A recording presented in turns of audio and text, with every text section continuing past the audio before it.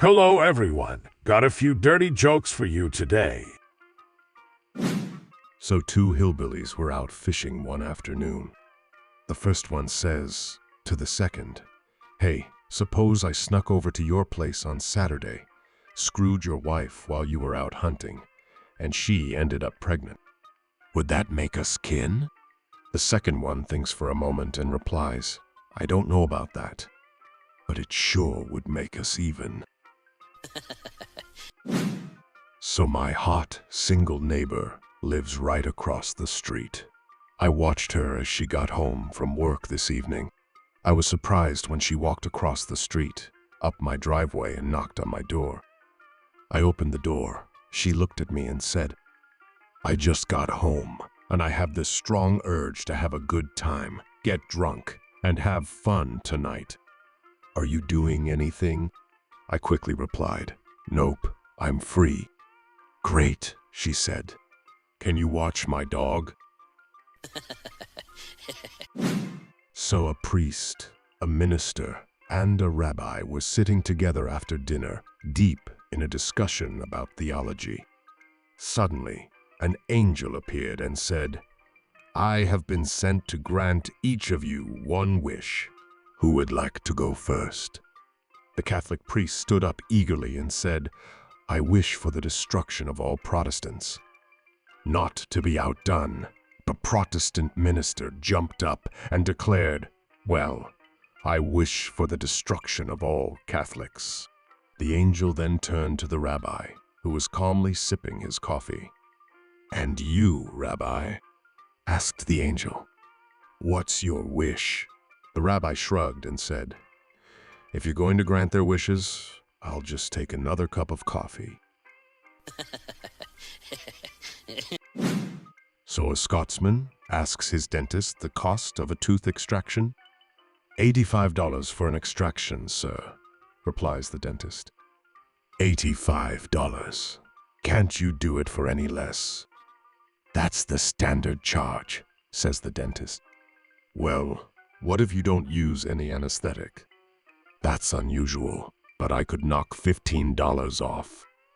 "How about if one of your trainees does it, and still without anesthetic?" "It'll be painful, and I can't guarantee their skill, but I could bring it down to $40.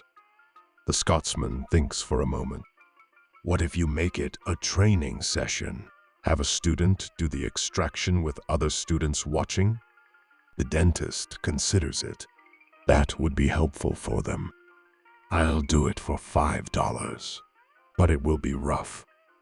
"Now you're talking," says the Scotsman. "Can you book my wife for Tuesday?" So John walks into the bedroom holding a sheep under his arm and says, "Darling, this is the pig I sleep with when you have a headache." His girlfriend, lying in bed, looks up and says, "I think you'll find that's a sheep, you idiot." John smiles and replies, "I think you'll find I wasn't talking to you." So on the first day of school, a new student, the son of a Japanese businessman, joined a fourth grade class. The teacher started the lesson with some American history. "Let's begin with a classic question. Who said, 'Give me liberty or give me death'?"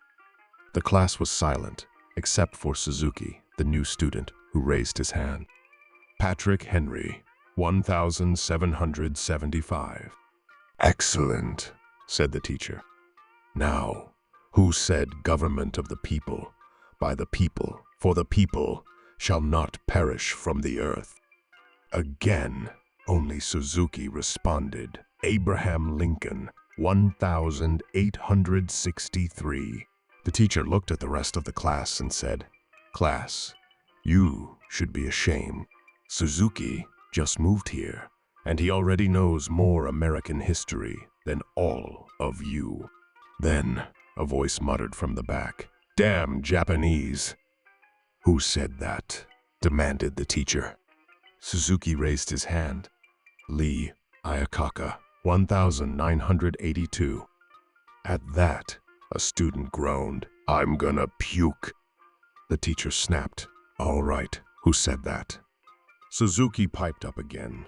George Bush to the Japanese Prime Minister, 1991. Now the class was getting irritated, and another student shouted, "Oh yeah! Suck this!" Suzuki jumped in. Bill Clinton to Monica Lewinsky, 1997. The teacher was beside herself and fainted. When she finally woke up, she heard someone muttering, "We're in deep shit. Let's get out of here." Suzuki was already on his feet, hand raised, and proudly announced, "George W. Bush, commenting on the Iraq situation, 2005. So, the other day I came home from work, and my wife was sitting on the couch with my mistress. Stunned, I asked, "What's going on here?" My wife replied, "You tell me." I told her, "It looks like you're sitting here with some total stranger." My mistress stood up and said, "Stranger? We've been sleeping together for months." I turned to my wife and asked, "My God, is this true?" So a Japanese company and an American company decided to have a canoe race on the Missouri River. Both teams practiced long and hard to reach their peak performance before the race. On the big day, the Japanese won by a mile. The Americans, very discouraged and depressed, decided to investigate the reason for the crushing defeat. A management team made up of senior management was formed to investigate and recommend appropriate action. Their conclusion was that the Japanese had 8 people rowing and 1 person steering, while the American team had 8 people steering and 1 person rowing. So, American management hired a consulting company and paid them a large amount of money for a second opinion.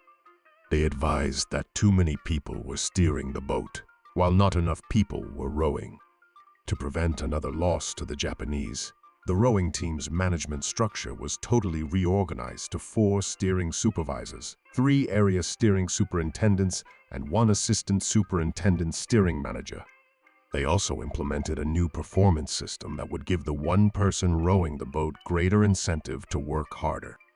It was called the Rowing Team Quality First Program, with meetings, dinners, and free pens for the rower. There was discussion of getting new paddles, canoes, and other equipment, and extra vacation days for practices and bonuses. The next year, the Japanese won by 2 miles. Humiliated, the American management laid off the rower for poor performance, halted development of a new canoe, sold the paddles, and canceled all capital investments for new equipment. The money saved was distributed to the senior executives as bonuses, and the next year's racing team was outsourced to India. So the wedding ceremony came to the point where the minister asked if anyone had anything to say concerning the union of the bride and groom. The moment of utter silence was broken when a beautiful young woman carrying a child stood up. She started walking slowly towards the minister. The congregation was aghast. You could almost hear a pin drop. The groom's jaw dropped as he stared at the approaching young woman and child. Chaos ensued. The bride threw the bouquet into the air and burst out crying. Then the groom's mother fainted. The best men started giving each other looks and wondering how to save the situation. The minister asked the woman, "Can you tell us why you came forward? What do you have to say?" There was absolute silence in the church. The woman replied, "We can't hear you in the back." So my grandfather wore his watch all through the war. One morning, I noticed him looking longingly at the old thing. Its face bore plenty of scratches, its history written into every imperfection. I wondered what memories it brought back. Were they painful? I wondered. Did they remind him of his old comrades? He hardly ever spoke of the war, and he had hidden his medals a long time ago. I walked over and joined him at the table. I gave him a smile and nodded towards the watch. You know, I don't think I've ever seen you without that thing on your wrist, I said. He nodded slowly, brushing his old fingers over it as if it were some precious thing. His eyes far off, his expression unreadable. You know, he said in a soft voice, this watch has been with me through so much, through good times and not so good. I nodded solemnly. I bet it would have some stories to tell. Eh? I asked, careful not to push. He laughed, barely louder than a breath. You know, if this watch could talk, it would I suppose it would say something like. I leaned forward slightly. Yes, I asked. He smiled softly and said, did I ever tell you the time? So a couple stayed on their honeymoon at the Watergate Hotel in Washington. The bride was worried that the hotel might still be bugged, so of course her new husband started searching the room. Not to upset his new wife, the man did a thorough job of it. He moved every bit of furniture and checked it, even disassembling and reassembling the TV to check for odd components. Finally, under the rug, he found an odd, thick metal disc screwed into the floor, set into a hollow in the floor. He immediately unscrewed it and out the window it went. His wife, satisfied, hugged him, and they had a lovely first night of being wedded. The morning brought some confusion, though. When they went to check out, the manager was there, asking them many, many questions about their stay and wringing his hands almost pathologically. How was your stay? Was anything wrong with your stay? Do you have any complaints about the room? Was the breakfast to your liking? How was your service? The list of questions was mind-boggling.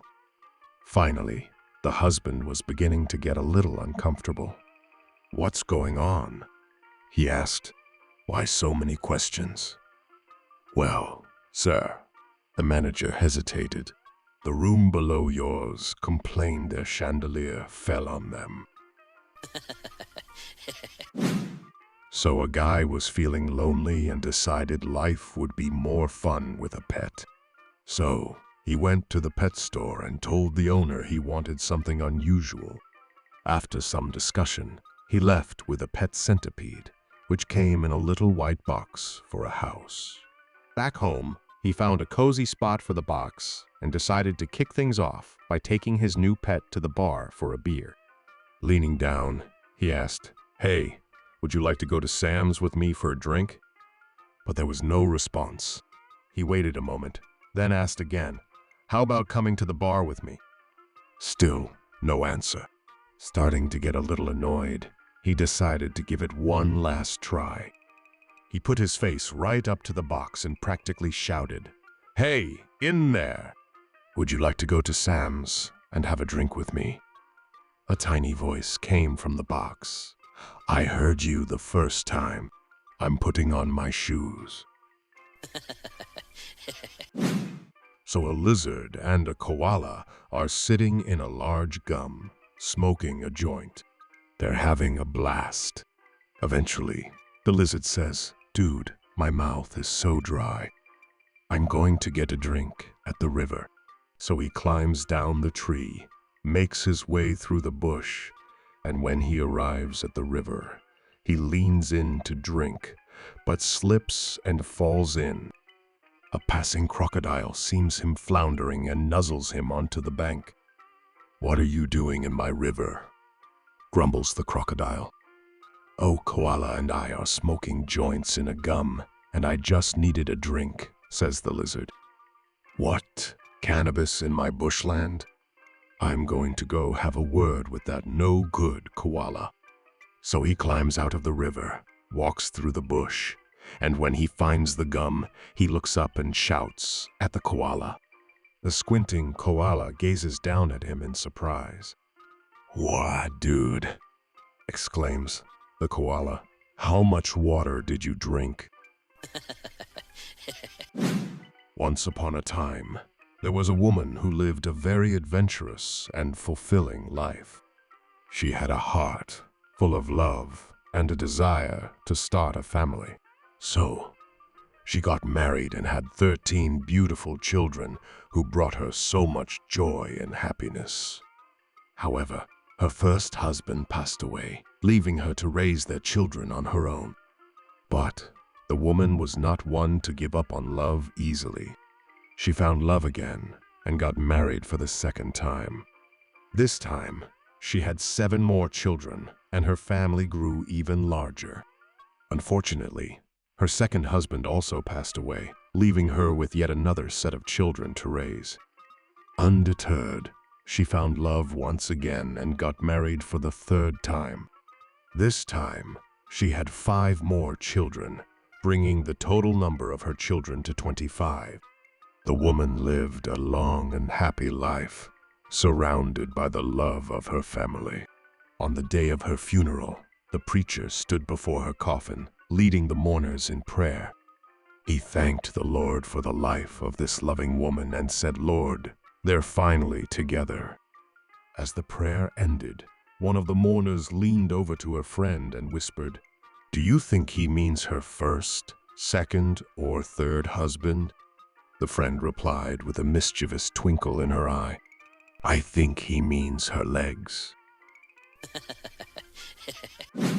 So a traveling salesman was about to check in at a hotel when he noticed a very charming lady giving him the eye. In a casual manner, he walked over and spoke to her as though he'd known her all his life. Both walked back to the desk and registered as Mr. and Mrs. After a 3-day stay, he walked up to the desk and informed the clerk he was checking out. The clerk presented him with his bill for $3,000. "I think you've made mistake here," he protested. "I have only been here for 3 days." "Yes," replied the clerk, "but your wife has been here for a month." So, a physics professor had a student that was always late and always had an answer or an excuse. He decides to ask him a few questions in front of the class and put him on the spot. "Tell me, Michael, what is faster, light or sound?" asked the professor. "Well, light, obviously." Michael replied, "All right, why?" "Well, when I turn on my TV, I first see the picture and then comes the sound." The professor sighs and gives a "you're stupid" look. He moves to the next student, asks the same question. "What is faster, light or sound?" "Well, obviously it is sound." "What? Why do you think this?" "Well, when I turn on my TV, I first hear it, and then comes the picture." Extremely annoyed, the professor is now a bit pissed off. He believes that maybe the question is too hard for these pea-brains and tries to vary it. The next student, he asks, "You are on the foot of a mountain. On the summit, there is a cannon being fired. Do you first see the light of the fire, or do you first hear the sound?" "Obviously, you first see the light." Slightly hopeful, the professor says yes. "And why is that?" "Well, the eyes are obviously further ahead than the ears." So a cowboy is hitching his horse in front of the saloon when a man storms out with a pistol. The cowboy walks into the bar, past a barfly with a half-empty drink, orders a beer and asks the barfly, "Who's the guy who just stormed out looking for trouble?" The barfly responds, "Oh, him? That's Jake, the killer. He's the meanest gun in the West with a bounty of $100 on him. I'm the lawman sent to deliver the bounty to whoever shoots him down." The cowboy says, $100. Hold my beer, and runs out the door. The cowboy shoots Jake dead and comes back into the bar to collect his pay. The barfly is waiting for him and drinking the cowboy's beer. The cowboy says, "I shot him down. Give me the $100 and my beer." The barfly responds, "Sir, I don't know who you are or what you're talking about, but this is my beer. If you have a problem with that, we can take it outside after I finish my drink." The cowboy storms out of the bar with his pistol in his hands and a mean look in his eyes. Just then, another cowboy walks into the saloon, orders a beer, and asks the barfly who that dangerous-looking man is. The barfly sets down his half-empty mug of beer and says, "Oh, him? That's Jake, the killer." So at a wine merchant, the regular taster died and the director started looking for a new one to hire. Desperate for a replacement, he stumbled upon a disheveled drunkard who stumbled in seeking employment. The director, skeptical of the man's abilities, decided to test him with a glass of wine. The drunkard swirled the glass, sniffed, and declared, "A Muscat, 3 years old, grown on a north slope, matured in steel containers. Low grade, but acceptable." Astonished, the director nodded in agreement. Next, he offered a second glass. The drunkard confidently announced, "It's a Cabernet, 8 years old, a southwestern slope, oak barrels, matured at 8 degrees. Requires 3 more years for finest results." The director, now genuinely impressed, acknowledged the accuracy of the assessment. Finally, the drunkard was presented with a third glass. Without hesitation, he declared, "It's a Pinot Blanc champagne, high grade and exclusive." The director, now convinced of the man's talent, winked at his secretary, silently suggesting a cunning plan. The secretary left the room and returned with a glass of urine.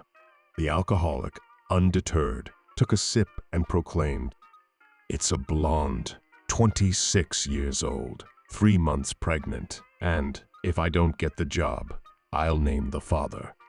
The director, utterly flabbergasted, promptly hired the man on the spot. So in the forest, the animals, bored, decide to organize a joke competition. To avoid terrible jokes, they set a rule. The old turtle will be the judge, and if she doesn't laugh, the contestant will be decapitated. The proud lion tells a joke about lascivious nuns. The audience bursts into thunderous laughter. Then it's the monkey's turn, who tells a joke about gay individuals. Everyone doubles over in laughter, but the old turtle doesn't crack a smile. The monkey is decapitated. Next up is the hippopotamus, who starts a joke about the Chinese. Midway through, the old turtle bursts into laughter, bending over and compulsively tapping its shell, saying, "That nun joke was fantastic." So Blonde went to a flight school, insisting she wanted to learn to fly that day. As all the planes were currently in use, the owner agreed to instruct her on how to pilot the helicopter solo by radio. He took her out, showed her how to start it, and gave her the basics, and sent her on her way. After she climbed 1,000 feet, she radioed in, "I'm doing great. I love it. The view is so beautiful, and I'm starting to get the hang of this." After 2,000 feet, she radioed again, saying how easy it was becoming to fly. The instructor watched her climb over 3,000 feet and was beginning to worry that she hadn't radioed in. A few minutes later, he watched in horror as she crashed about half a mile away. He ran over and pulled her from the wreckage. When he asked what happened, she said, "I don't know. Everything was going fine, but as I got higher, I was starting to get cold. I can't remember anything after I turned off the big fan." So a team of Swedes and a team of Norwegians are hired one day to put up telephone poles. Their manager explains to them how to drive the poles into the ground and leaves them to their work while he goes off to attend to other business. At the end of the day, he comes back to see what progress has been made. First, he sees that the Norwegian team has put up 15 poles. "For a job well done," says he. "You are the fastest working team I've ever seen." He turns to where the team of Swedes was working and notices that they have not made nearly as much progress. Yet, despite this, they seem to be quite proud of themselves. The manager says to the Swedes, "How can it be that you only managed to put up 3 telephone poles? The Norwegians over there set up 5 times as many in the same amount of time." A man from the Swedish team responds, "Well, sure, they did, but look at how far the tops of theirs are sticking out of the ground."